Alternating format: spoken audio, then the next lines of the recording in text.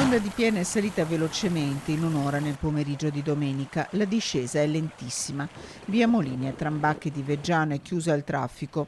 Le famiglie che ci vivono quasi in simbiosi con l'acqua in quest'area a confluenza di due fiumi, il Tesina affluente con il Bacchiglione, sanno che tutto può accadere in un attimo, come 10 anni fa. Abbiamo preso le paratie già dal 2010. I sacchi li ha messo la Protezione Civile che prontamente ci ha aiutati e quindi insomma non possiamo lamentarci. Noi siamo venuti a vivere qui perché ci piace stare vicino al fiume e probabilmente poi il prezzo che paghi è anche questo, no? Ovviamente nessuno vorrebbe avere l'acqua in casa, anche perché poi sono danni e anche tanti soldi, perché abbiamo dovuto rifare cucina, soggiorno, tutto il piano sotto abbiamo dovuto rifare.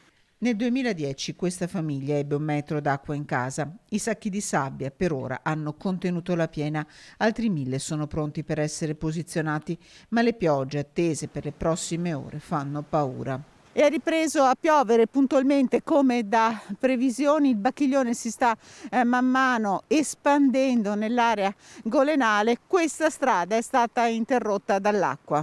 È la provinciale Sementina a essere interrotta, il Bacchiglione l'ha letteralmente coperta creando un confine tra Veggiano e il comune di Saccolongo, dove un uomo con il suo cane guarda l'acqua. Un copione già visto purtroppo. La messa in funzione del bacino di Caldogno ha evitato per ora conseguenze ben peggiori.